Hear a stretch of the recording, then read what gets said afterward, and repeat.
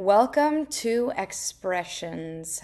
I'm your host, Zoe Olivia, guide to the growth minded truth seeker, leader of full life transformations, and a voice for peace, wellness, abundance, and soul based, truth based self love. This show is for out of the box thinkers, and every episode is designed to call you forward into your greatness, your self acceptance, and your higher purpose, as well as supporting you in your awakening journey.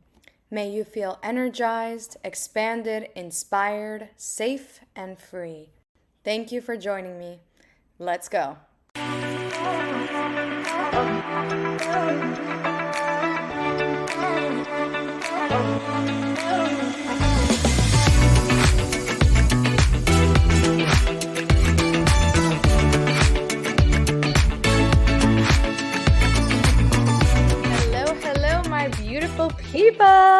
Beautiful people. It's a very special episode of Expressions because I know you guys, if you're listening to this, are very used to hearing me talk to myself, to you, but to myself, just me talking. And I've been thinking for a while of doing a certain series where I connect with really special people that I love, that I resonate with, that I'm curious about, that are, whether they're thought leaders, they're just amazing fucking people. And today I'm joined with someone very, very special, near and dear to my heart. She is a dear friend. I consider her like family, honestly, at this point. Like, I consider her a sister in from many different dimensions. And it is my angel. Her name is Luna. And I want to do a little intro of her. I'll let her introduce herself a little bit, and I will give some space for you guys to really get to know her from the way that she talks and thinks and connects with me. But I met Luna, oh my God, was like years now? Oh my God. Time is an illusion, but I met her quite some time ago, and we were resonant because we're part of this beautiful community based out of Miami. I know they have roots internationally, but it's called the Light Beings. So if you guys vibe with the way that we think and talk, definitely check them out. I'll put the links also in the show notes. But we met, we connected, and we really just had this kind of like otherworldly like connection. We didn't really know about each other. We got along, we laughed, and fast forward to today, the kind of things that we think about, talk about, connect with, and the way that we have shown up in each other's lives has just been beautiful, at least for me. So I'm really excited to have her here. I'm really excited to, if you're listening to this, for you guys to get to know her. It's my Luna Bear. Hi, Luna Bear. She's here with me. I'm sure you guys are hearing the audio. We may release the visual as well. So I will let her talk a little bit, and then we'll get into today's topic for the pod. Hi, Lou. Hi, Zoe. Thank you so much for this lovely introduction. And to be fair and to be very transparent, we met 2/22/22 at Manny Festival. And so 2/22/22, like we were all dancing and singing about it. And Zoe was in facilitation and support, and I was in facilitation and support for the Light Beings community. And little tidbit about me, I actually met the Light Beings community at Zen Awakening in 2015, and I used to live in Georgia. And then I was like, oh, these are the people I'm going to grow old with. This is my spiritual community. I'm moving to Florida. And our like leader and guide and just what an amazing person. He sourced Radiance on Instagram. Kevin Walton, like, bet. Like, I told him I was moving to Florida, and he was like, bet. And from there, I've met so many beautiful, amazing people. And Zoe is definitely one of those lovely, radiant, amazing, sweet, tenderhearted people in my life. And we just have slowly but surely connected through Creatorhood Initiate training as well.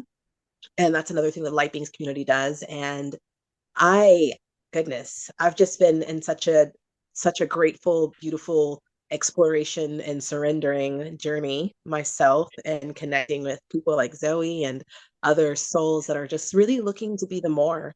So I could say so much. I think it's best just to ask you questions. Literally, I'm so excited for where this is going to go because you put me and Luna in a room to talk about anything, whether it's like the wallpaper drawing on the wall or like some complex, like interdimensional topic. Like, we're going to go in a lot of different directions. So that's kind of what prompted me for this episode. I know the people who tune into my podcast are going through a variety of situations. I know there's a lot of transitions going on in their life. I know that they may be struggling with some heaviness, maybe things that are coming up individually for them. And I've been called for a while. I'm going to be releasing a little mini program called Awakening for Beginners, because I've been called for a while to share a little bit about what spirituality actually is, subjectively based on other people's perspectives, and kind of objectively what it actually is. So bringing someone on like Luna, I wanted to make the topic, we'll decide by the end once we get the conversation out what the actual episode name is going to be, but something to the extent of, what is spirituality? What is it, and where was it for you? So as we craft this conversation, as we co-create this together, like what comes up to ask you, Lou, is what was your spiritual journey like? Was it something that you were always very open about, always very connected to? Was that more recent? And yeah, we'll start with that. I'll riff a little bit after that on mine, and we'll see like where we go from there. So spirituality, I was raised in the church. So I was born in Jersey, lived in Texas for 2 years, and then we came to Georgia when I was like 4. And from the age of like 5 to 18, I was in an apostolic Pentecostal church, tongue talking, holy rolling, born again, Jesus believers. Like goodness gracious, like we'd be in church sometimes 5 days a week, and I'd be in witness of people speaking in tongues, running around the church in circles, calling out to God, people doing interpretations. You're only supposed to wear a certain type of clothing as an apostolic person, definitely if it's a very like, pretty United Pentecostal church. There was a lot of like, so I was definitely always around spirituality. I knew what the presence of like source or God felt like. I could feel the goosebumps on my skin. I could see it on people. I literally would like feel the presence of angels, like that kind of concept of spiritual energy. I was definitely very, very aware and around it majority of my life. And I would say around the age of like 16, I kind of got introduced to like the BDSM kink community. And I remember the very first time I ever went to the dungeon, I felt the same energy that I felt in church. And I was like, God's here? God's dungeon? Oh my God, what is this? Like, what? And so I started really becoming I started asking a lot of questions. I started within my connection with source, because I've always had a connection with God because I was raised in connection with God. Like you're being taught like, oh, if you don't get the Holy Ghost, you're going to go to hell. Like I was like, I had to, it was like, die, live or die, like connect with source. And I started to create my own relationship with Jesus and just kind of talking to concepts of existence. I remember when I first started talking to goddesses and hearing them respond back, and I was like, oh, you're there too? I thought there was only one. Like, there's just this concept of what I was raised in was like there's only one God, right? And you talk to that one person, that one being, right? And then I started recognizing that like the earth was God, that like the earth was God or goddess. And so now even in my prayers and my connection with spirituality, I'm saying Father, Mother, God. I'm speaking to the earth. I'm speaking to whatever ascended master I feel calls to me. I like was something that was super transformational for me was the oh gosh, I'm getting Sophia code. And it's the Sophia code is like a channeled message from Kaya Ra about Sophia, who is the goddess of no thing, who gave birth to life from her womb of nothing. Like what? And her 13 dragon ascended masters with that as White Buffalo Woman and Lakshmi, and just so I started, and like Isis. There's just like these spaces, and like spirituality is so beautiful and complex. And I feel like it's all of everything. And I feel like spirituality is our connection to all of everything, and our very first access to that space is our connection to self. We connect through our spirituality through ourself, and if we want to know God, we must know ourselves. And so I started really going on a lot of internal shadow work, being really present with myself. And for me, spirituality has evolved into being my connection with myself and how I allow myself to connect with source. I feel like I answered the question. Yeah, hell yeah, you did. Did you ever, let me ask you this, did you ever have any doubts? Like, such a unique story. I don't think I previously knew that about you, in being so immersed, which is so beautiful, right? Did you ever take a second and look around and be like, what? Is this really real? Or were you always like, I get it, I feel it, I believe it, and like this unshakable connection? I definitely had a lot of doubt. Definitely because I was raised in my upbringing.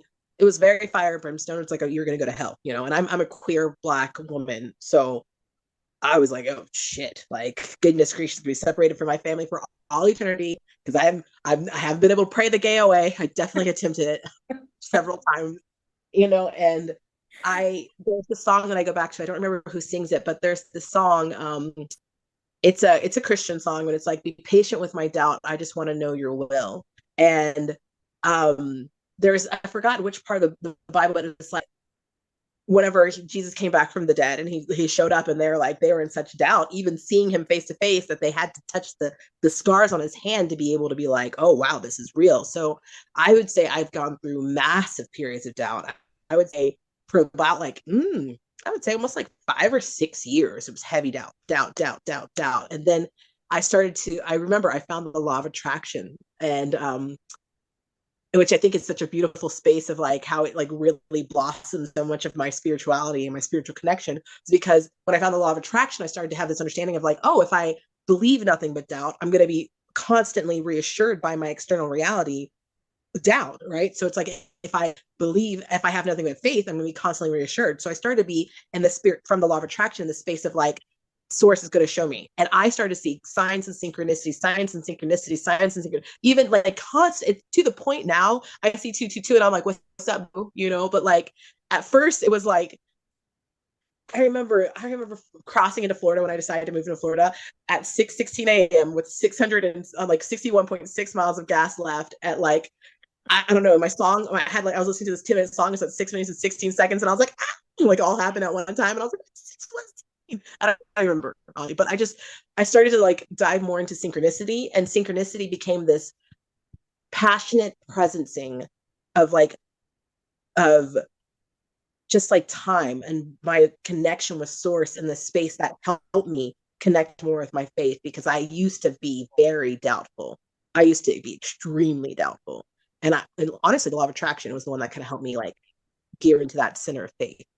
Yeah, that's amazing. And I'm listening, and it's so interesting because there's so many parallels in my own process and in my own understanding of spirituality, excuse me, and coming home to what it actually is, as someone who I actually was raised Jewish.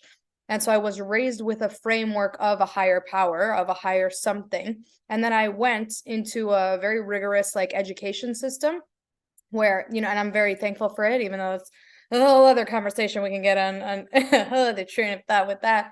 But in that setting where I lived, you're a kid, you're in your body, and then you go into school, and I became very into my head, like very intellectualized, very like mind focused, that I started to have these doubts. And I'm assuming you're kind of like me. I always, from a very young age, I'm like, but why?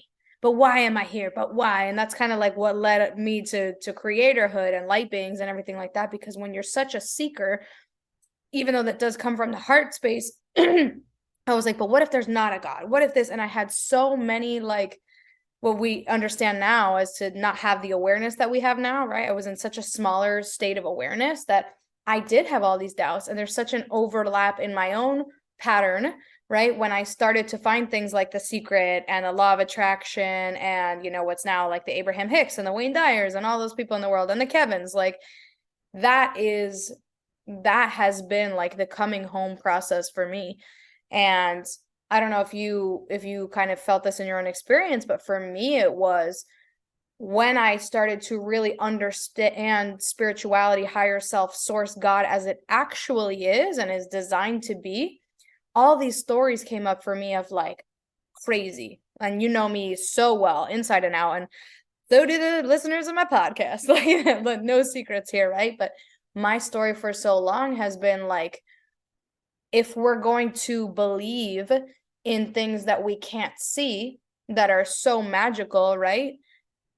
I was having trouble in my own process marrying that to like the good things versus the bad, because it's very easy for someone with a background like I was a psychology major, blah blah blah, to be like, oh, I believe in anxiety and depression, and that's invisible, you can't see that shit, but you can feel that, let me tell you.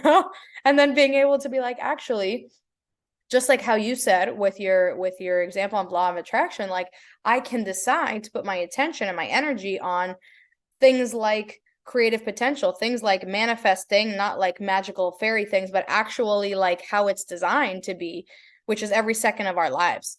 So that was the difference for me. I don't know like how you resonate with that, but it leads me into the next question, which was, you know, separating this out for my listeners. And if you want to share this with your audience as well, like how the transition for you was, and I'll share on mine later, like from spirituality, connection with God, connection with self, and really starting to marinate on this concept of awakening and like a spiritual awakening. And for somebody who's maybe listening to this and they have no idea what that means, like how you started to awaken, how you were in your elementary phase of it, and then how you got to where you are now. Mm. So I would say that my awakening experiences were definitely very much so like festival, like definitely more of they were. I would say I would say I've had like three awakening experiences, right? And I feel like there's spaces where I just became aware that there was more. I would say one of the most powerful experiences that I've had was I was one on one with a friend, and it was October 31st to November 1st. I remember just my crown itching the entire day. I didn't know why my head itched so much. And I was with a friend, and he ended up taking acid at this party that we were at. And originally I had been naked because I was like, oh yeah, nudist people, they get it. So we're all naked. We're just all vibing in this beautiful house. And it's like a burner house. They're all burners. And I'm like so happy to like be there and just chilling and have a nice time. And then like someone from the party had invited a bunch of vanillas or a bunch of people who weren't nudist. So they come over and they see us all naked and they're like, oh, well, I want to take pictures, and they have this different energy. And I was just like, ugh. And I remember my friend had already taken his acid, and I was like, I'm gonna protect you. So I put clothes on, obviously. And I like bring out my blankets and my pillow pets and my coloring books and all this stuff. And I just create this safe space for him. But that night he was supposed to be like having a poly date with this girl, and basically almost like a couple swap. Like, and this couple had been talking for a while, and the boyfriend of the couple was with his girl, but he was tripping acid with me. So she was just kind of like, she kind of got stood up on her date in a way. And I remember I fell asleep. I was the last one to go to sleep. I remember putting binaural beats on for the entire house and like putting blankets on all the drunk people who were in like funny positions, putting pillows on their heads and just like taking care of everyone in a way and going to sleep. And I was the last to wake up. And when I woke up, I came outside and we were at this big, beautiful mansion or whatever. And there's this lake in front of the house. And he and I were sitting and we were drinking some tea. And he basically expressed to me that whenever everyone woke up, she basically attacked him in front of everyone and started calling him names, saying that he was sending her pictures at Dick 30. It was just all these things I was like, I wasn't expecting, right?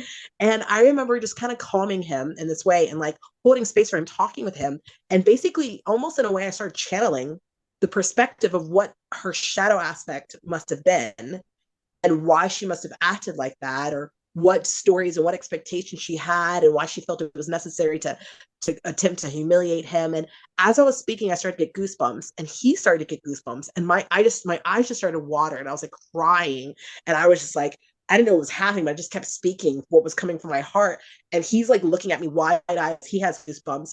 And I literally felt the entire universe around me just go zoop. Like it just kind of like, it just went liquid. And like, I saw like the Matrix for a second, and then it like snapped back.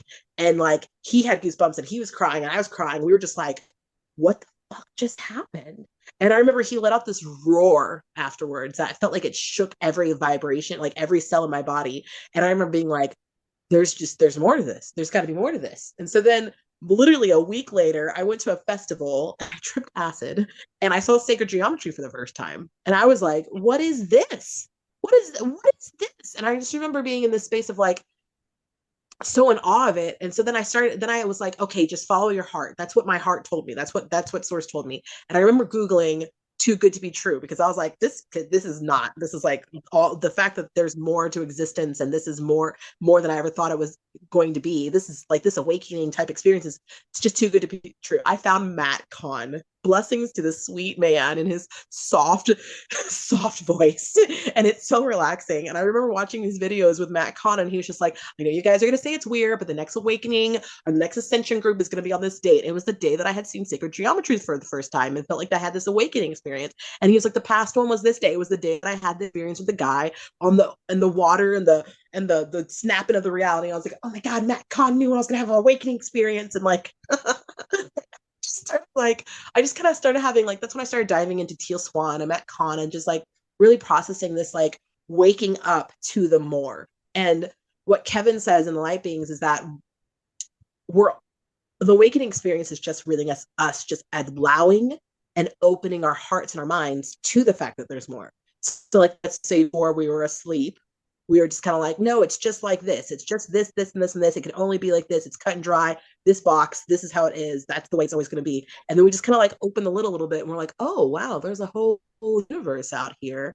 And it's like the awakening is just like blowing the top off of that box and being like, I'm coming out. Let me see what else is out there. You know, I think that's, I feel like that's what like answered the question. It's like, I'm coming out.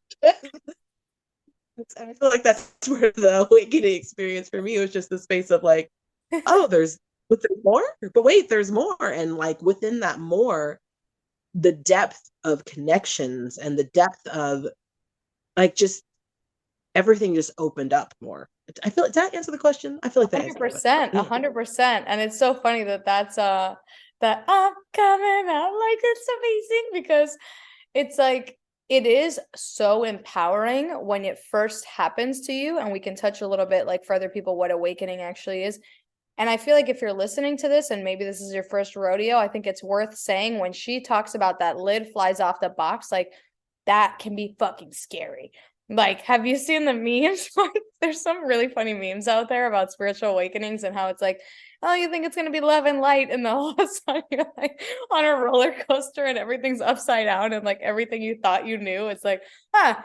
And like Kevin, like we all joke about in CIT too about how there should be like this, you know, like the antidepressant commercials that are like, oh, side effects may include like side effects of spiritual awakening might include losing your fucking mind or like feeling like everything you knew was a lie. So it's funny to, you know, at least for me being on this path for a while now, to be able to understand that it's really easy and fun and comforting to think of spirituality and source and all these beautiful resources that out there, because at the end of the day, this shit is beautiful and gorgeous and perfect in its creation. And when you're going through it, it's okay to feel like, what the fuck is going on? Like literally, what is going on? Who do I talk to? Can I talk to anyone about this? Is this something I have to work through like internally, right? If it was anything like my process, like it comes with some bumps in the road. So I feel like if anybody's even gravitating towards this conversation that me and Luna are having, like that, I'm definitely being called to tell you that like it's okay, like you can reach out for support. And there is, I was gonna say there is a light at the end of the tunnel, but the whole fucking thing is light, you know. You just kind of have to learn how to navigate it in a way that's healthy for you. And like, does that make sense? I'm not gonna like that. I think we're all gonna get it. I think it's really important. Like I didn't even mention this awakening experience. It was actually at the same house, and I had experience with DMT, and it fucked my sense of psychosis because I touched God. I saw the all of everything. And it was like a baseball bat to my third eye, or my first eye, as Kevin likes to call it, because it's the one we start to see with first. And from your first eye, everyone's your beloved. How sweet and loving. Yes, right. So I got hit in the fucking like with the bat, like it just like gets smashed open. And like the other experiences were all like soft and fun of like, oh, I'm coming out of the box. And that one was like, I'm throwing you into outer space. Learn how to breathe. Like, what? What do you mean? Like it was really intense. And I remember staying at this person's space where they had this huge crystal grid, and like they did like a lot of like Reiki and spiritual work with me, because I had to learn how to ground myself back into this reality, because I multidimensionally traveled so far. My concept of reality was like, my psychosis was fucked. I was like, whoa, like there's so much more than more than we even have language to describe. The immaculate and like ineffable mysteries of the universe can be revealed to you, and it's transcendental as fuck. But there's definitely a grounding process. There's definitely a space where you feel like you don't know what you don't know, and then you start to see some of the things you don't know, and then you don't even know how to process them. And there's not a lot of like, yeah, people think you're crazy, I think there was some sort of thing I had read where it was like, it's written like if you've ever done like any psychedelic, that you are that the government can say that you're clinically insane just because you've experienced some sort of eye-opening, like pineal gland, like decalcifying, mind bending experience, or like medicine or anything along those lines, that you could literally be considered to be insane. And it's just like there's so much more. And insanity is also just like the concept of just putting you in a box, because it's like it's easier to put someone in a box than to just let them be like free flowing amoeba of all that is. Because I mean, we use labels and they can be empowering, but we use them to explain things. So awakening is even a label, spirituality is even a label, Yeah. you know. Yeah, and it's so interesting you make that point about like sanity, insanity, and psychedelics, because it was so cool to hear your experience and how a lot of what I'm hearing your awakening was through like substances that helped you connect to other dimensions and have this like untapped fountain. And for me, I have always been someone who's like a little bit more scared. So it was so fascinating for me to hear that, reflection and to think of my own awakening, because I had very, very similar experiences to what you just said. However, I had never touched a psychedelic, like ever, in my life. And so I felt even more like, it wasn't like I'm like, let's pop this thing and see where I go, like, let's take Mario Kart into the space. Like for me, it was happening in my, what I believe to be like, I mean, it was my conscious reality and these things that were coming in and didn't make any sense in that moment. And I think to kind of sum it up, and I'm interested in like what your take on it is, Lou, but like from what I have understood my awakening to be is it's this process in your nervous system, in your mind, in your body, in all of your iterations of you, of coming to the understanding that you've been living your life in the passenger seat, and the reality, I don't care whose reality you were listening to before, society, your mom, your dad, what culture, race, whatever, the reality is you're actually driving. And it's like you almost wake up and you're in driving and you're like, I've never taken a driving class before, and the car's going and you're just like, ah.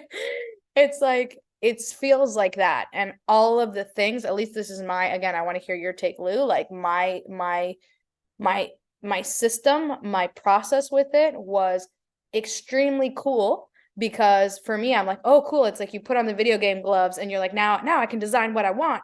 Law of attraction, manifestation. I can do this. I can do that. Amazing, empowering. And that's what it is in its truest form. And also that comes with all of the things that you didn't want to face about yourself that you have to face in order to wield that power in service, in its design correctly. And that's what, I know Luna said earlier, shadow work. If you're listening to this, maybe you're familiar with what that is, maybe you're not, but maybe you're on spiritual Instagram and you see shadow journal prompts, but like what the shadow actually is, it's not like this big demon and this big monster that's out to kill you. It's like literally your inner child, a little piece of your ego that has to be matured by you. So taking out this narrative that it's like against you and being like, okay, how can I build this process from the passenger seat into the driver's seat as many times as it takes? And even when I can't speak for you, but even for me, like there's some times that I still forget that I'm driving, or it's just easier because I get caught in a story where I'm like, oops, passenger. And it's like this daily practice of bringing it back. Right. So Yeah. at least that's how I experienced awakening. I think what's great about that, and definitely using the driver's seat thing, is like those of us who drive and who've gotten sleepy while driving, and then you like nod off for a second and you wake up and you're like, how long was I out? Oh my God, what just happened? And it's, I feel like when you use the word awakening, we talk about like where you forget you're the passenger. It's like literally those moments when you doze off behind the wheel. And it's like, it's scary. It's scary, you know? And it's also this like constant, like, I feel like almost in this analogy of falling asleep while you're driving, it's like also there's those moments where you like pull over and you're like, okay, let me recenter, and like let me be clear about where I'm going in this freaking vehicle. Like, because I decide, I create this reality. I get to be in connection with source and myself. Let me do some breath work. Let me get heart conscious. Let me tap into myself before I start driving this vehicle again. Now life keeps going. It doesn't pause, but there are so many ways that we can pause in presence and being present within our existence to be able to be more clear about where we're going with this vehicle. And we could be like, we're automatically creating, like we're creating 100% of the time, whether we're aware of it or not. And being in an awakened state is being aware of what we're creating, whereas being in an unawakened state is where we're just kind of letting it go on autopilot. And it's like, hey, there's some fancy new cars out there, just auto drive for you, but you don't really, unless you set that destination, it's just going to keep driving. That's my understanding, Yeah. And people even, I don't know your experience, but even in like the realms of conversations that I've had where people are still awakening to awakening and they hear these fancy, beautiful buzzwords like manifestation and they use it in terms like, I'm going to manifest money or I'm going to manifest love. Like, yes. And also, you're manifesting everything, even the things that you don't want. And once you can really realize that, that's where the power is because you take more responsibility. You can actually like take a little snapshot or like a little audit of your life and be like, what am I truly manifesting? Yes, it's good to have a point on the GPS to say, I want to manifest this, but like, why are you manifesting what the fuck you have now before you get to where it is that you want to go? Right? Mm-hmm. And I think it's also very important to think of manifestation isn't about bad and wrong. It's not about punishment. It's not about reward. It's just experience. And I feel like we're all very complex mathematical equations. That's why astrology can be so supportive for some of us because it is a complex mathematical equation. And how there's a law of attraction, there's like 49 other laws, and one of them I don't remember, I don't have it memorized, but it's like basically the law of that, like, okay, let's say some sort of astrological event's supposed to happen when you're 30. However, if you've integrated this aspect of yourself in your 20s, when you're 30, this astrological event is not going to end in your divorce, or it's not going to end in like you having like an amputated leg or something crazy, but it's going to end up, you're going to get fired from your job, from like, that's the way that mathematical equation is present for us. And so because we are these super complex mathematical equations, our manifestations is more of just our experiences. It's not saying, oh, I manifested this money. It's the same way of saying I manifested this car accident. I manifested this money. I manifested this like my losing my job. I manifested like family or someone dying. It's like, it's just an experience. That's a way that I look at manifestation personally. And I feel like manifestation can be very deliberate, but it's also constantly happening. So the same way that you manifest a flat tire is the same way that you manifest $100,000. It's an experience, and some of them are way more deliberate experiences, but they're always happening for your greater good. I do not believe that source or God, the universe, is literally ever giving us anything that we are not prepared to process or anything that we have not asked for. So in the way of like, I'm praying to be more graceful, I'm praying to be more patient. Source is going to be like, here's all these things to test your patience. Here's all the things to test how graceful you're going to like move through this, through your grief, through your processing, like, I love that you're laughing at the Zoe. You're like, my prayers though, my prayers, and like every version of ourselves that was in between us getting to that version of ourselves is going to have to be processed and integrated. And so source is going to be like, what's the best way to get you to meet all of those aspects? Car crash. Okay. Ooh, sorry about that. You got it. It's okay. Get up. You're all right. Like source is like, I got you. I'm right here. I'm holding your hand. And like, you're laughing so hard, Zoe. I love you for it. Because I'm listening and I'm also thinking how relevant this is to my life. Last month, it was April, and I was like just vibing, high vibing. And I said this, I'm like, I proclaimed it to God. I proclaimed it to my friends, definitely proclaimed it to you. And I said, April is my month of no complaining. And I'm laughing because God goes, okay, we're going to see. We're going to see. Literally, God was like, oh, but in the best way, like me and Luna are laughing and joking now because we know, and like if you guys are listening to this, you will get to this awareness, but we know that God is good. Literally, God is good all the time. Like God is good all the time. There's not one time that I'm like, he hates me, and I think that that's a story that people have to meet and integrate if they have that kind of conception. There was a time in my life perception. There's a time in my life when I'm like, he's out to get me. This isn't fair. And I think I feel like that's like a prologue before people hit their awakening. Like they're operating like that, like whether it's the government or God or somebody, like some kind of narrative of like it's someone else's fault. That passenger seat that's like, oh, it's the driver who's taking me off the road. And then how many times can you come back to like, oh my God, when I'm the driver, that means it's literally nobody else's fault.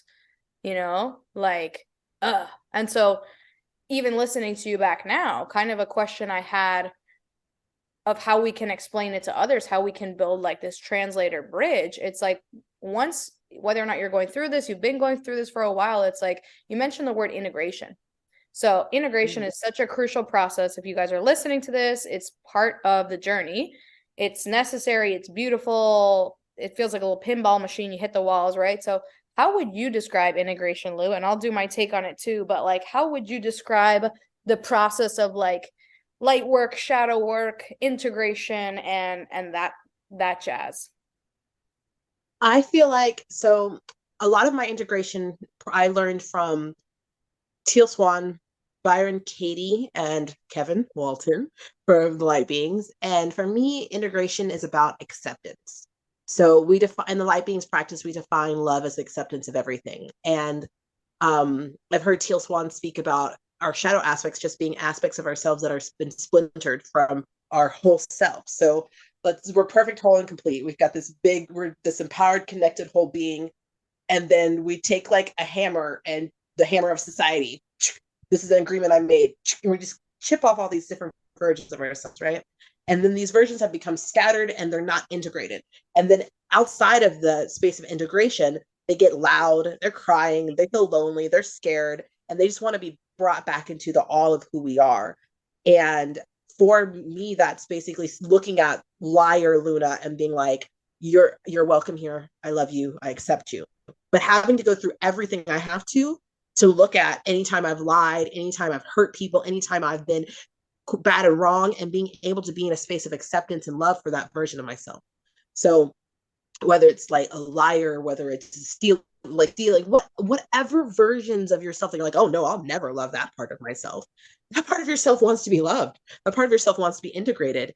And as you accept that version of yourself, not only do those patterns disappear, where you no longer feel like it's necessary to lie, you no longer feel like it's necessary to hide or be any of those things that could be something that you wouldn't want to integrate. I know for me, unworthy Luna, I believed, oh goodness, I had to create such a relationship with her to integrate her, where I would literally talk in the mirror and be like, I feel like you're ruining my life because you feel like you're unworthy. You're denying this. You're saying no to this. You're hiding from this. And I feel like you are the number one thing that's making my life awful.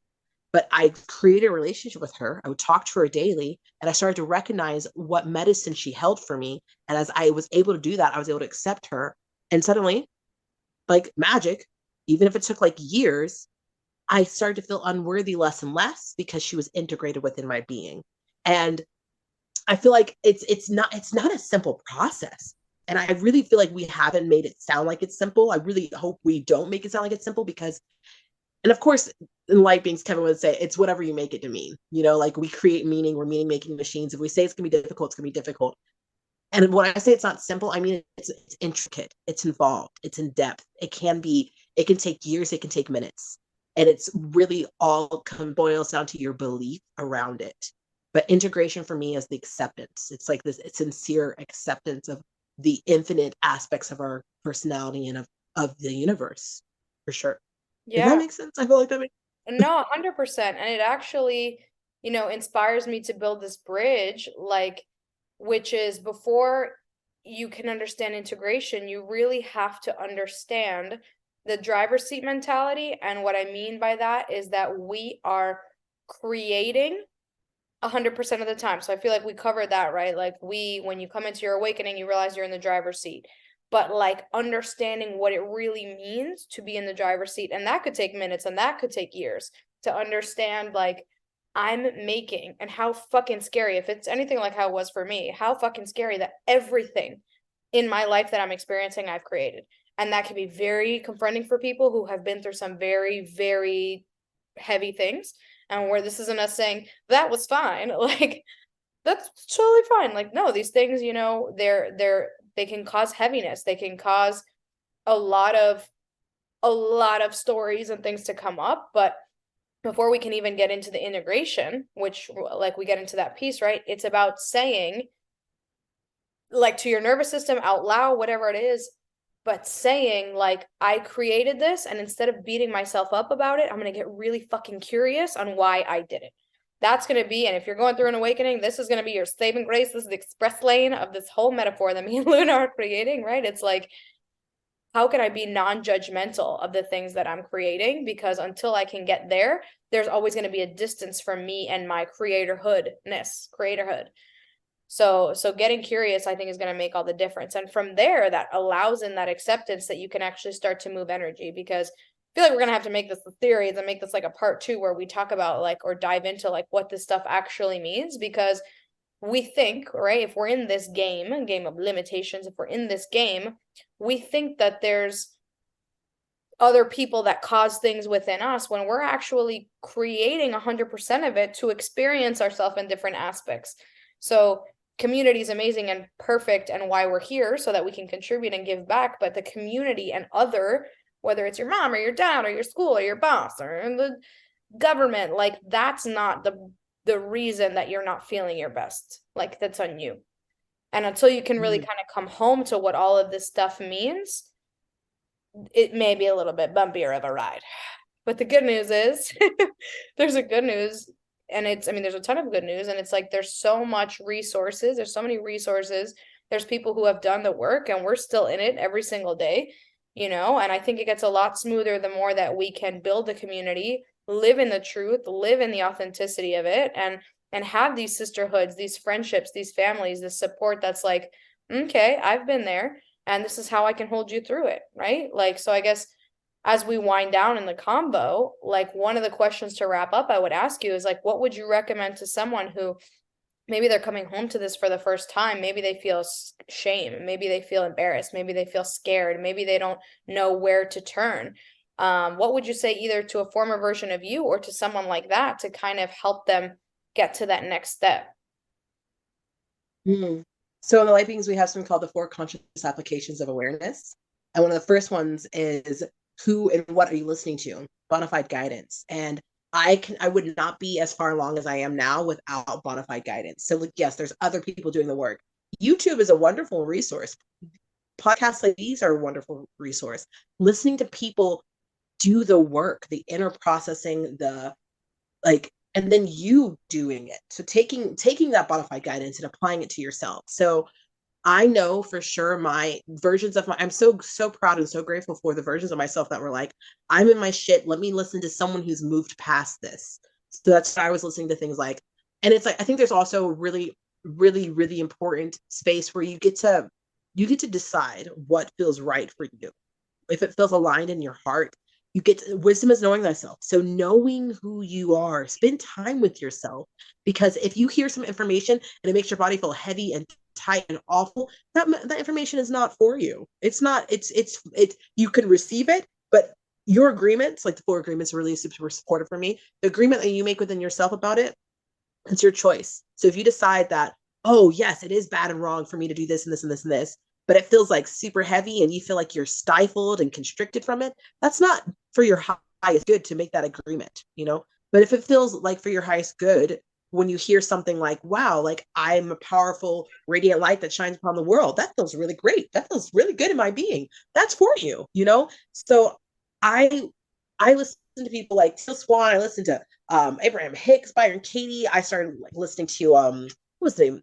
The author. She wrote the book about vulnerability. Goodness gracious. But there's so many beautiful, beautiful people out there who have done the work, who want to guide you to the space of awareness and opening and just being able to integrate and love yourself at a greater level. And if it feels aligned, listen to them and then take time in silence to hear source speak to you, speak to yourself, you know?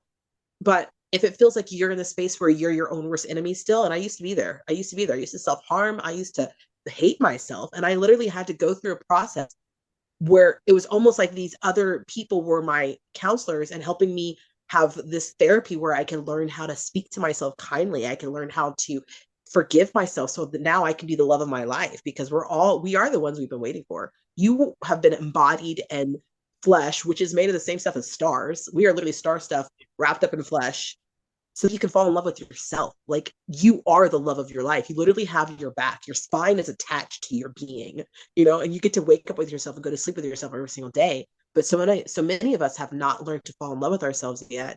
And I feel like I may have moved off topic, but I feel like this is definitely on topic, where you get to connect with yourself and connect with source.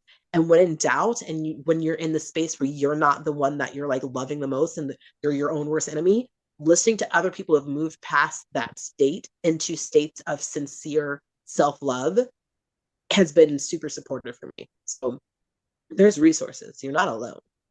Mm, amazing. And reflecting back into bona fide guidance and telling people to really take a second, if curiosity is the instructive here, like to take a second when she says, who are you listening to? Like, yes, in terms of who are you listening to that have moved past things or that have what you want in life, like we know that. But also, like, one of the things that changed my life was who are you listening to when it comes to higher power, and what is your relationship with higher power? Like, whether you call it God, source, whatever your name is for this thing, or absence, if that's what you believe, how can you come to the truth in the fact that the thing that created worlds created you and is inside of you? Mic drop. You know what I'm saying? That for me was night and day. And I remember even reflecting on one of the conversations you and I had, like separately, was something that I was passing through in my life, a threshold that I was meeting, where I was talking about God and source. And I had finally this understanding of source that I had never had, that source was good, supportive, always seeing me, loving me. And now to come home to the fact that that's inside of me. How many of us don't realize that that's inside of us? Like maybe we get to the point that we're like, yeah, source is out there, but it's also in here. And once we can come home to that, right? It's this ownership, this sovereignty, this I can do it. Yes, we're going to be in community and interdependent and all of that beautiful jazz, but also like I can get myself through this, and I don't have to, spiral. I don't have to think that the world's a horrible place, because it's really not, no matter what it is that's coming up for you. So I'll leave it open for you, Lou, if there's anything else you want to share or plug, or things that you have coming up in your life. For me, I'm doing spiritual awakening for beginners. If you guys are resonant with that, I'll put some info in the show notes. You can also follow me on Instagram at the Zoe Olivia. And I'll give it to Lou to talk about what she has going on, projects, or even like last thoughts, anything that comes from your heart space that you just want to like express. You're on expressions, baby. Mm-hmm. So I'd say my Instagram is moons_lust. That's MOONS_LUST. And what I feel inspired to share is the concept of paranoia. So there's paranoia, which is basically everything's conspiring against me, and there's paranoia, that everything is conspiring to support me. And that has been life-changing for me, just in believing that the entire universe is on my side and has my best interest at heart, has been one of the most beautiful ways for me to be in a space of living as a prayer, living as a disciple to bliss and ecstasy and liberation. And I really encourage you all to explore pronoia, to see everything that's happening, even like the worst awful things of like having negative $600 in your bank account, as being something that the universe is doing to conspiring to support you. And it's almost a space of blind faith and blind optimism, and it's helped me see like so much, which is a fascinating like embodiment. I know the Optimist Creed, if you've never heard of it, it's by I think it's by Christian D. Larson, that's his name. And it's been something that's supportive for me as well. And I just offer you the space of like having like a space of grace for your process, and like patience with your process, because it it's not it can be smooth and it can be bumpy, and it's just being in a space of like whatever texture it is, it's perfection. And the universe has been keeping God, source, the universe has been keeping time forever. It's always time, it's always in perfect timing. It knows exactly what it's doing. And you're here for a reason. You exist, therefore you matter. Like existence would not be complete without you. And that's part of the reason you're here. Like whether you remember the choice that you made to come into flesh or not, you are here for a reason. And we would not be the same without you. We want you, we need you. Please show up, please express. Like you're so important. you're so fucking important. You have value. And it's taken me a long time to recognize that value within myself. And as I have, it's just been one of the most exquisite journeys. And I feel like that's part of spirituality for sure, is that journeying of understanding how perfect I am just for existing and how important I am just for existing. So I feel complete with that. I feel like there was more that I wanted to share, but I felt like I was just speaking from my heart. So thank you for receiving. And Yeah. I yeah, yeah. That was so beautiful. That was so beautiful. Everything that I'm gonna have to play that back a million times. Like even just that part right there, because everything she's saying, 100% true. And opening your eyes to like how much you matter and how special you are, and getting curious about the purpose that you have to play in this life, and opening your mind, your perception to the fact that a synchronicity isn't just one moment. Even though we love to like be cute in our friendship and be like 2 2 2 3 3 3, like a synchronicity is always all the time. Like after 2 2 2, right now, tomorrow, and how quickly can you open your eyes and be open to that, you know? How quickly can you tap into how beautiful and perfect every moment is, even if it hurts, even if it's confusing, and just allow, because that's the nature of everything, right? The sooner we allow and accept, that's where the growth is, that's where the magic happens. So I want to say thank you, Lou, my Luna Bear. I love you so much. I have thoroughly enjoyed talking to you, and I am so grateful that I could share this space with you. We got to do this again, my sister friend. I love you so much. Mwah. I love you, friend. Thank you so much, Zoe. I love you. Love you. Yay. All right, guys, definitely check out me and Luna. Let us know if you have any questions. Slide in either one of our DMs on Instagram with feedback, things you liked about the episode, things you want us to rip about in the future, and sending you all so much love, and I hope you enjoy the rest of the day.